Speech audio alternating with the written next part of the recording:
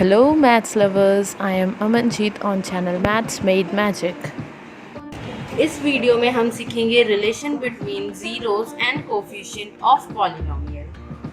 पिछले वीडियो में हमने बहुत क्लियरली सीखा था कि जीरोस ऑफ पॉलिनोमियल होते क्या हैं और तीन तरह के पॉलिनोमियल्स हैं हमारे, लीनियर, क्वाड्रेटिक और क्यूबिक। उनके लिए कितने कितने जीरोस हुआ करते हैं। अब हम उन्हें उसी पर्टिकुलर टाइप के कोफिशिएंट्स के साथ में रिलेट करना सीखेंगे।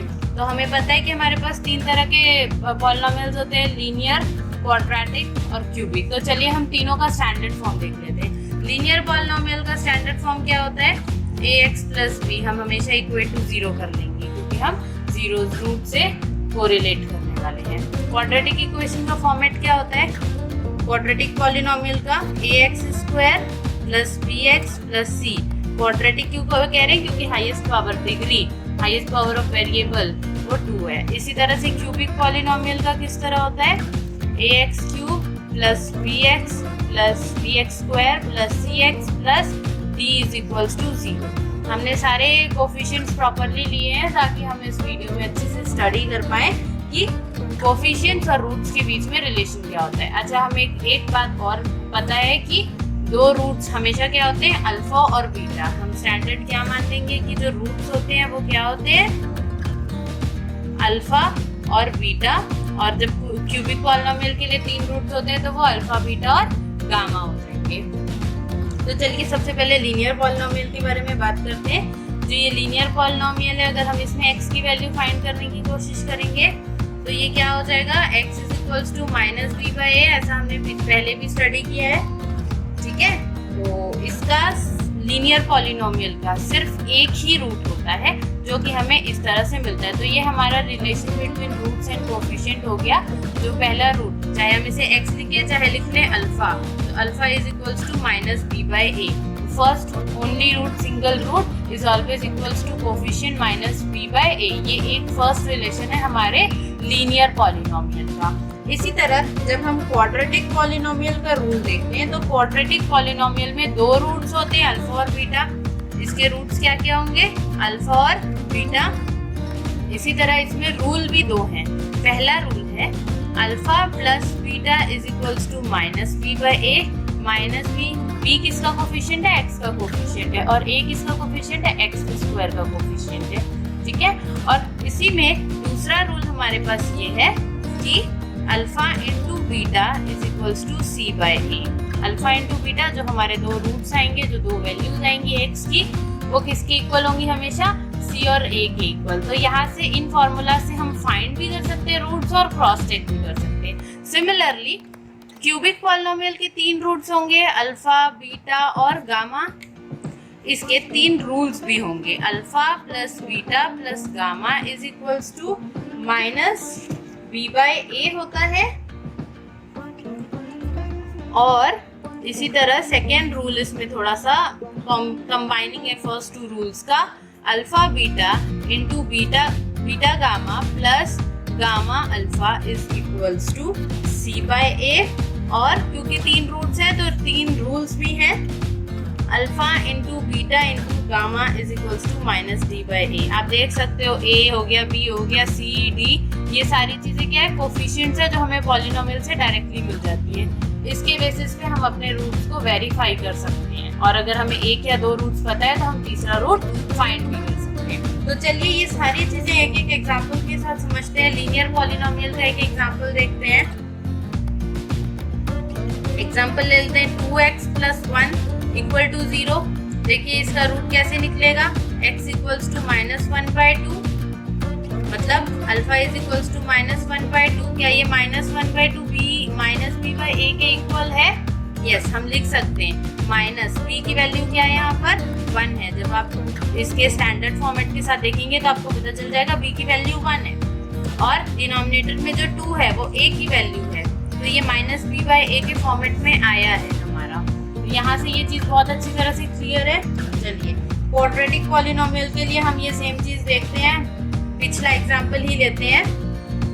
X square minus 5x plus 6 equals to 0। इसका हम रूट फाइंड करेंगे। तो आपको पता है कि हम मिडिल टर्म स्प्लिटिंग कैसे करते हैं। I will do it for for you in a quick manner.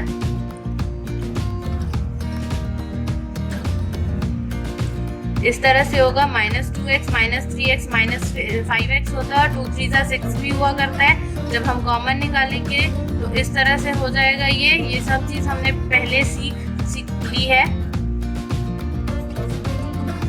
इस तरह से फिर हम एक एक टर्म्स को 0 के इक्वेट कर लेंगे, तो x = 2 और x = 3 हमारे पास दो रूट्स आ जाएंगे। मतलब अल्फा की वैल्यू 2 और बीटा की वैल्यू 3, ये दो रूट्स हमारे पास आ जाएंगे। अब हम इसे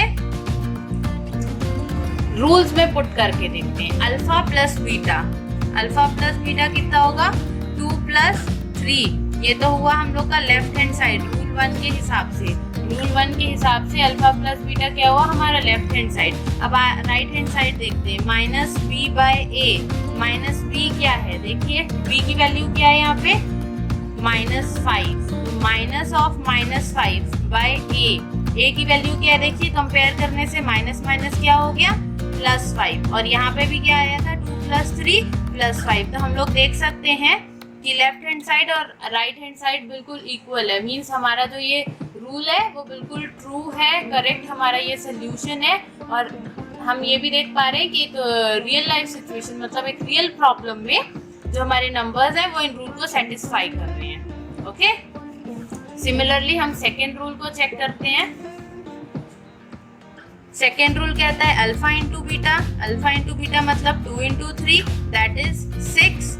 ये हुआ हम लोग का LHS लेफ्ट हैंड साइड। अब RHS की बात करते हैं। C/A कितना है? C की वैल्यू यहाँ पे देखिए दोनों स्टैंडर्ड फॉर्मेट। तो C की वैल्यू 6 और A की वैल्यू कितनी है? 1।